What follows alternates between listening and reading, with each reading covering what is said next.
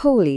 ಆಹಾ, ಈ ಹೆಸರು ಕೇಳಿದ ತಕ್ಷಣ ನಮ್ಮ ಕಣ್ಣು ಮುಂದೆ ಬರೋದೇ ಬಣ್ಣಗಳ ಲೋಕ, ಖುಷಿಯ ಅಲೆಗಳು ಅಲ್ವಾ?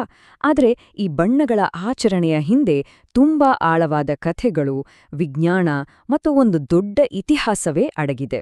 ಬನ್ನಿ, ಈ ವಿಶ್ಲೇಷಣೆಯಲ್ಲಿ ಹೋಳಿಯ ಆ ನಿಜವಾದ ಅರ್ಥವನ್ನ ಒಟ್ಟಾಗಿ ತಿಳಿದುಕೊಳ್ಳೋಣ. ಬಣ್ಣಗಳ ಚಿಮ್ಮುವಿಕೆ, ನೀರಿನ ಎರಚಾಟ, ಎಲ್ಲೆಲ್ಲೂ ನಗು, ಸಂಭ್ರಮ. ಹೋಳಿ ಅಂದ್ರೆ ಇದೇ ಅಲ್ವಾ? ಆದ್ರೆ ನಾವಾಚರಿಸೋ ಈ ಹಬ್ಬದ ಹಿಂದೆ ಇರೋ ನಿಜವಾದ ಕಥೆಗಳೇನು? ದೀನಿಕೇಮನ ಸೈಂಟಿಫಿಕ್ ಕಾರಣಲುನ್ನಾಯಾ? ಅಂದ್ರೆ ವೈಜ್ಞಾನಿಕ ಕಾರಣಗಳಿವೆಯಾ? ಶತಮಾನಗಳಿಂದ ಇದು ಹೇಗೆ ಬದಲಾಗ್ತಾ ಬಂದಿದೆ? ಈ ಎಲ್ಲ ಪ್ರಶ್ನೆಗಳಿಗೆ ಉತ್ತರವನ್ನ ಈ ವಿಶ್ಲೇಷಣೆಯಲ್ಲಿ ಒಟ್ಟಾಗಿ ಹುಡುಕೋಣ. ಸರಿ, ಹಾಗಾದ್ರೆ ಈ ನಮ್ಮ ವಿಶ್ಲೇಷಣೆಯಲ್ಲಿ ನಾವೇನು ನೋಡ್ಲಿದ್ದೇವೆ ಅಂದ್ರೆ, ಮೊದಲು ಇದರ ಹಿಂದಿನ ಪುರಾಣ ಕಥೆಗಳನ್ನ ತಿಳಿದುಕೊಳ್ಳೋಣ. ಆಮೇಲೆ ವಸಂತ ಋತುವಿಗೂ ಇದಕ್ಕೂ ಇರೋ ವೈಜ್ಞಾನಿಕ ಸಂಬಂಧವನ್ನ ನೋಡೋಣ. ಅದಾದ ನಂತರ ಇತಿಹಾಸದ ಪುಟಗಳಲ್ಲಿ ಹೋಳಿ ಹೇಗಿತ್ತು ಅಂತ ನೋಡಿ, ಕೊನೆಗೆ ಇವತ್ತಿಗೂ ಜೀವಂತವಾದಿರೋ ಸಂಪ್ರದಾಯಗಳ ಬಗ್ಗೆ ಮಾತಾಡೋಣ.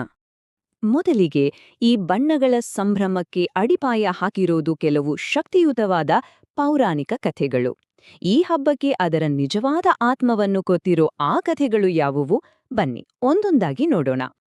ಹೋಳಿಯ ಹಿಂದಿರೋದು ಮುಖ್ಯವಾಗಿ 3 ಕಥೆಗಳು. ಒಂದು, ಪ್ರಹ್ಲಾದ ಮತ್ತು ಹೋಲಿಕಾಳ ಕಥೆ. ಇದು ಕೆಟ್ಟದ್ದರ ಮೇಲೆ ಭಕ್ತಿಯ ವಿಜಯವನ್ನ ಸಾರುತ್ತೆ. ಇನ್ನೊಂದು, ರಾಧೆ ಕೃಷ್ಣರ ಪ್ರೀತಿಯ ಆಟ. ಕೃಷ್ಣ ತಮಾಷೆಗೆ ರಾಧೆಯ ಮುಖಕ್ಕೆ ಬಣ್ಣ ಹಚ್ಚಿದ್ದೇ ಇವತ್ತಿನ ಬಣ್ಣದಾಟಕ್ಕೆ ಸ್ಫೂರ್ತಿ ಅಂತಾರೆ. ಮತ್ತು ಮೂರನೆಯದು, ಲೋಕದ ಒಳ್ಳೆದಕ್ಕಾಗಿ ಪ್ರೇಮ ದೇವತೆಯಾದ ಕಾಮನು ಮಾಡದ ತ್ಯಾಗದ ಕಥೆ. ಅದ್ರಲ್ಲೂ ಈ ಕಾಮದೇವನ ತ್ಯಾಗದ ಕಥೆ ಇದೆಯಲ್ಲ, ಅದು ಎಷ್ಟು ಪ್ರಭಾವಶಾಲಿ ಅಂದ್ರೆ ನಮ್ಮ ಕರ್ನಾಟಕದ ಹಲವು ಭಾಗಗಳಲ್ಲಿ ಹೋಳಿಯನ್ನ ಇವತ್ತಿಗೂ ಕಾಮನ ಹಬ್ಬ ಅಂತಾನೆ ಕರೆಯೋದು. ಇದು ಲೋಕ ಕಲ್ಯಾಯಕ್ಕಾಗಿ ಮನ್ಮಥ ತನ್ನನ್ನೇ ಅರ್ಪಿಸ್ಕೊಂಡ ದಿನನ ನೆನಪು. ಸೊ ಒಟ್ಟಾರೆಯಾಗಿ ಹೇಳೋದಾದ್ರೆ, ಈ ಎಲ್ಲಾ ಕಥೆಗಳು ಬೇರೆ ಬೇರೆ ಥರನೇ ಇರಬಹುದು, ಆದ್ರೆ ಅವೆಲ್ಲವೂ ಸಾರೋದು ಒಂದೇ ಶಕ್ತಿಯುತ ಸಂದೇಶ: ಕೆಡುಕಿನ ಮೇಲೆ ಒಳ್ಳೆಯತನದ ಗೆಲುವು ಮತ್ತು ಅಚಲವಾದ ಭಕ್ತಿಯ ವಿಜಯ. ಇದುವೇ ಹೋಳಿ ಹಬ್ಬದ ನಿಜವಾದ ಸ್ಪಿರಿಟ್. ಕಥೆಗಳು ಒಂದು ಕಡೆ ಆದ್ರೆ, ಹೋಳಿಗೆಯೊಂದು ವೈಜ್ಞಾನಿಕ ಆಯಾಮ ಕೂಡ ಇದೆ. ಈ ಹಬ್ಬಕ್ಕೂ ಬದಲಾಗೋ ಋತುವಿಗೂ ಪ್ರಕೃತಿಗೂ ಆಳವಾದ ಸಂಬಂಧವಿದೆ. ಏನದು ಅಂತ ಈಗ ನೋಡೋಣ. ಹೋಳಿ ಹಬ್ಬ ಬರೋದು ವಸಂತ ವಿಶ್ವದ ಸಮಯದಲ್ಲಿ, ಅಂದ್ರೆ ಚಳಿಗಾಲ ಮುಗಿದು ವಸಂತ ಋತು ಶುರುವಾಗುವ ಹೊತ್ತಲ್ಲಿ. ಹಳೇ ಕಾಲದಲ್ಲಿ ಈ ಸೀಸನ್ ಚೇಂಜ್ ಆದಾಗ ರೋಗಗಳು ಜಾಸ್ತಿಯಾಗುತ್ತೆ ಅಂತ ನಂಬಿದ್ರು. ಅದಕ್ಕೆ ಹೋಳಿಯನ್ನ ವಾತಾವರಣವನ್ನ ಶುದ್ಧೀಕರಿಸಿ ಆರೋಗ್ಯ ಕಾಪಾಡುವ ಒಂದು ವೈಜ್ಞಾನಿಕ ಆಚರಣೆಯಾಗಿ ಮಾಡ್ತಿದ್ರು. ಇಲ್ಲಿ ನೋಡಿ, ಬಣ್ಣಗಳ ಹಿಂದಿನ ವಿಜ್ಞಾನ ಎಷ್ಟು ಅದ್ಭುತವಾಗಿದೆ ಅಂತ. ಹಿಂದೆಲ್ಲ ಬೇವಿನ, ಅರಿಶಿನ, ಮುತ್ತುಗದ ಹೂವಿನಂತಹ ಔಷಧೀಯ ಗಿಡಮೂಲಿಕೆಗಳಿಂದ ಬಣ್ಣ ಮಾಡ್ತಿದ್ರು. ಇವು ದೇಹದ ಇಮ್ಯುನಿಟಿಯನ್ನ ಹೆಚ್ಚಿಸಿ ರೋಗಗಳಿಂದ ಕಾಪಾಡ್ತಾ ಇತ್ತು. ಆದ್ರೆ ಇವತ್ತು ನಾವು ಬಳಸೋ ಕೆಮಿಕಲ್ ಬಣ್ಣಗಳು ಆರೋಗ್ಯಕ್ಕೆ ಹಾನಿಕಾರಕ. ನಮ್ಮ ಹಿರಿಯರ ಜ್ಞಾನದಿಂದ ನಾವು ಎಷ್ಟು ದೂರ ಬಂದಿದ್ದೇವೆ ಅಲ್ವಾ? ಹೋಲಿಕಾ ದಹನ ಅಂದ್ರೆ ಅದು ಬರೀ ಒಂದು ಧಾರ್ಮಿಕ ಆಚರಣೆ ಅಲ್ಲ, ಅದೊಂದು ಸೈಂಟಿಫಿಕ್ ಪ್ಯೂರಿಫಿಕೇಷನ್ ಪ್ರಾಸೆಸ್. ಹೋಳಿಯ ಹಿಂದಿನ ರಾತ್ರಿ ಹಚ್ಚೋ ಆ ದೊಡ್ಡ ಬೆಂಕಿಯಿಂದ ಬರೋ ಶಾಖ ವಾತಾವರಣದಲ್ಲಿರೋ ಹಾನಿಕಾರಕ ಬ್ಯಾಕ್ಟೀರಿಯಾಗಳನ್ನ ನಾಶ ಮಾಡುತ್ತೆ. ಇದು ಹೊಸ ಸೀಸನ್ನನ್ನು ವೆಲ್ಕಮ್ ಮಾಡೋಕೆ, ಪರಿಸರವನ್ನ ರೆಡಿ ಮಾಡೋ ಒಂದು ಅದ್ಭುತ ವಿಧಾನ. ಮತ್ತು ಇದರ ಹಿಂದಿನ ವಿಜ್ಞಾನ ನಿಜಕ್ಕೂ ಅದ್ಭುತ.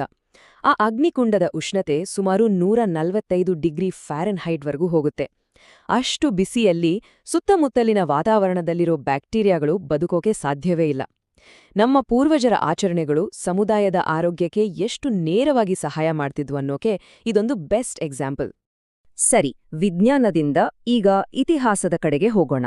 ಶತಮಾನಗಳಿಂದ ಈ ಬಣ್ಣದ ಹಬ್ಬವನ್ನ ಕಲೆ ಮತ್ತು ಶಿಲ್ಪಗಳಲ್ಲಿ ಹೇಗೆಲ್ಲ ತೋರ್ಸಿದ್ದಾರೆ ಅಂತ ನೋಡಕ್ಕೆ ಒಂದು ಟೈಮ್ ಟ್ರಾವೆಲ್ ಮಾಡೋಣ ಬನ್ನಿ. ಈ ಟೈಮ್ಲೈನ್ ನೋಡಿ ಹೋಳಿಯ ಕಲಾತ್ಮಕ ಜರ್ನಿ ಎಷ್ಟು ಚೆನ್ನಾಗಿದೆ ಅಂತ. 4ನೇ ಶತಮಾನದಲ್ಲಿ ಕಾಳಿದಾಸನ ಕಾವ್ಯದಲ್ಲಿ ಕೇವಲ ಒಂದು ಉಲ್ಲೇಖವಾಗಿದ್ದ ಈ ಹಬ್ಬ 15ನೇ ಶತಮಾನದಲ್ಲಿ ವಿಜಯನಗರ ಕಾಲದಲ್ಲಿ ಶಿಲ್ಪವಾಗಿ, ಆಮೇಲೆ ರಜಪೂತ, ಮೊಘಲ್ ಆಸ್ಥಾನಗಳಲ್ಲಿ ಪೇಂಟಿಂಗ್ಗಳ ಮುಖ್ಯ ವಿಷಯವಾಗಿ ಹೇಗೆ ಬೆಳೆಯಿತು ಅಂತ ನಾವಿಲ್ಲಿ ನೋಡ್ಬೋದು. ಹೋಳಿ ಆಚರಣೆಯ ಅತ್ಯಂತ ಹಳೆಯ ವಿಜುವಲ್ ಎವಿಡೆನ್ಸ್ ನಮಗೆ ಸಿಗೋದು ನಮ್ಮ ಹಂಪಿಯ ಕಲ್ಲಿನ ಕೆತ್ತನೆಗಳಲ್ಲಿ. ಅಲ್ಲಿರೋ ರಾಮಚಂದ್ರ ದೇವಸ್ಥಾನದ ಗೋಡೆಗಳ ಮೇಲೆ ಜನ ಪಿಚ್ಕಾರಿ ತರದ ಸಾಧನಗಳಿಂದ ಬಣ್ಣದ ನೀರನ್ನ ಒಬ್ಬರ ಮೇಲೊಬ್ರು ಎರಚ್ತಾ ಸಂಭ್ರಮಿಸೋದನ್ನ ಇವತ್ತಿಗೂ ನಾವು ಸ್ಪಷ್ಟವಾಗಿ ನೋಡ್ಬೋದು. ಇದು ಹಿಸ್ಟ್ರಿಯನ್ನೇ ಕಲ್ಲಿನಲ್ಲಿ ಕೆತ್ತಿಟ್ಟಾಗೆ. ಹೋಳಿಯ ಒಂದು ವಿಶೇಷತೆ ಅಂದ್ರೆ ಇದು ಧರ್ಮ, ಸಾಮ್ರಾಜ್ಯಗಳ ಗಡಿಯನ್ನ ಮೀರಿ ಎಲ್ಲರನ್ನೂ ಒಂದು ಮಾಡಿತ್ತು.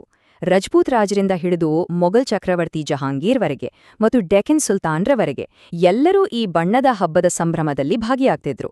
ಇದು ಕಲೆಗಳಲ್ಲಿ ಸ್ಪಷ್ಟವಾಗಿ ಕಾಣಿಸುತ್ತೆ. ಸರಿ, ಇತಿಹಾಸದಿಂದ ಈಗ ವರ್ತಮಾನಕ್ಕೆ ಬರೋಣ. ಈ ಹಳೆ ಸಂಪ್ರದಾಯಗಳು ಇವತ್ತಿಗೂ ಹೇಗೆ ಜೀವಂತವಾಗಿವೆ? ಅದರಲ್ಲೂ ಭಾರತದ ಹಳ್ಳಿಗಳಲ್ಲಿ ಹೋಳಿಯ ಆಚರಣೆಗಳು ಎಷ್ಟು ಶ್ರೀಮಂತವಾಗಿವೆ ಅಂತ ಈಗ ನೋಡೋಣ. ಹಳ್ಳಿಗಳಲ್ಲಿ ಹೋಳಿಯ ಸಂಭ್ರಮವೇ ಬೇರೆ. ಅಲ್ಲಿ ಮಕ್ಕಳು ಕಾಮದಹನಕ್ಕಾಗಿ ಸೌದೆ ಶೇಖರಿಸೋಕೆ ಮನೆ ಮನೆಗೆ ಹೋಗಿ ಒಂದು ಜಾನಪದ ಹಾಡನ್ನ ಹಾಡ್ತಾರೆ. ಕಾಮಣ್ಣನ ಮಕ್ಕಳು ಕಳ್ಳಸೂಳೆ ಮಕ್ಕಳು, ಯಾತಕ್ಕೆ ಕದ್ರೂ ಕಾಮಣ್ಣನು ಸುಡ್ಲಿಕ್ಕೆ. ಇದು ಅಲ್ಲಿನ ಸಂಪ್ರದಾಯ ಎಷ್ಟು ಜೀವಂತವಾಗಿದೆ ಅನ್ನೋಕೆ ಒಂದು ಸಣ್ಣ ಉದಾಹರಣೆ. ಕಾಮದಹನದ ಬೆಂಕಿಯ ಪ್ರತಿಯೊಂದು ಅಂಶಕ್ಕೂ ಒಂದು ಅರ್ಥವಿದೆ, ಒಂದು ನಂಬಿಕೆಯಿದೆ. ಆ ಬೆಂಕಿಯಿಂದ ಕೆಂಡವನ್ನ ಮನೆಗೆ ತಂದು ಒಲೆ ಹಚ್ಚಿದ್ರೆ ವರ್ಷಪೂರ್ತಿ ಮನೆಯಲ್ಲಿ ಊಟಕ್ಕೆ ಕೊರತೆಯಾಗೋದಿಲ್ಲ. ಅದೇ ಬೆಂಕಿಯಲ್ಲಿ ಹುರಿದ ಕಡ್ಲೆ ತಿಂದ್ರೆ ಹಲ್ಲು ಗಟ್ಟಿಯಾಗುತ್ತೆ. ಕೊನೆಗೆ ಆ ಬೂದಿಯನ್ನ ಬೀಜಗಳ ಜೊತೆ ಸೇರ್ಸಿ ಬಿತ್ತನೆ ಮಾಡಿದ್ರೆ ಬೆಳೆ ಚೆನ್ನಾಗ್ ಬರುತ್ತೆ. ನೋಡಿ, ಬೆಂಕಿಯಿಂದ ಬೂದಿಯವರೆಗೂ ಎಲ್ಲದರಲ್ಲೂ ಒಂದು ಪಾವಿತ್ರ್ಯತೆ. ದಿನವಿಡೀ ಬಣ್ಣದಾಟ, ಗಲಾಟೆ ಮತ್ತು ಲಬೋ ಲಬೋ ಅಂತ ಕೂಗಾಟ ಎಲ್ಲ ಆದ್ಮೇಲೆ ಸಂಜೆ ಪುರುಷರಿಗೆ ಮಹಿಳೆಯರು ಪ್ರೀತಿಯಿಂದ ಸಿಹಿಯಾದ ಹೋಳಿಗೆ ಬಡಿಸ್ತಾರೆ. ಆಗ ತಮಾಷೆಗೆ ಹೊಯ್ಕೊಂಡ ಬಾಯಿಗೆ ಹೋಳಿಗೆ ತುಪ್ಪ ಅಂತ ಹೇಳೋದು ವಾಡಿಕೆ. ಇದು ಹಬ್ಬದ ಆಯಾಸವನ್ನ ಮರೆಸಿ ಸಂಭ್ರಮವನ್ನ ಡಬಲ್ ಮಾಡುತ್ತೆ. ಈ ಹಬ್ಬಕ್ಕೂ ಕೃಷಿಗೂ ಭವಿಷ್ಯಕ್ಕೂ ಎಷ್ಟು ಆಳವಾದ ಸಂಬಂಧವಿದೆ ಅಂತ ನೋಡಿ. ಇದು ಬರೀ ಆಚರಣೆಯಲ್ಲ, ಪ್ರಕೃತಿಯ ಜೊತೆಗಿನ ಒಂದು ಸಂವಾದ. ಕಾಮನ ಮೂರ್ತಿಗೆ ಎಸೆದ ತೆಂಗಿನಕಾಯಿ ಬೀಳೋ ದಿಕ್ಕು ಆ ವರ್ಷದ ಮಳೆ ಬೆಳೆಯನ್ನ ಸೂಚಿಸುತ್ತೆ. ಅಷ್ಟೇ ಅಲ್ಲ, ಕಾಮನನ್ನ ಸುಟ್ಟ 5 ದಿನಕ್ಕೆ ಮಳೆ ಬರುತ್ತೆ. ಅದು ಕಾಮನ ಕಣ್ಣೀರಿನಂತೆ ಬೂದಿಯನ್ನ ತೊಳೆಯುತ್ತೆ ಅನ್ನೋದು ರೈತರ ದೃಢ ನಂಬಿಕೆ. ಹಾಗಾದ್ರೆ ಇವತ್ತಿನ ಆಧುನಿಕ ಜಗತ್ತಿನಲ್ಲಿ ನೈಸರ್ಗಿಕ ಬಣ್ಣಗಳ ಜಾಗದಲ್ಲಿ ಕೆಮಿಕಲ್ ಬಣ್ಣಗಳು ಬಂದಿರುವಾಗ, ಹಳೆ ಸಂಪ್ರದಾಯಗಳು ಮರೆಯಾಗ್ತಿರುವಾಗ, ಹೋಳಿಯ ನಿಜವಾದ ಸ್ಫೂರ್ತಿಯಾದ ನವೀಕರಣ, ಶುದ್ಧೀಕರಣ ಮತ್ತು ಸಮುದಾಯದ ಒಗ್ಗಟ್ಟಿಗೆ ಯಾವ ಅರ್ಥವಿದೆ? ಇದು ನಾವೆಲ್ಲರೂ ಯೋಚಿಸಬೇಕಾದ ಒಂದು ಪ್ರಶ್ನೆ.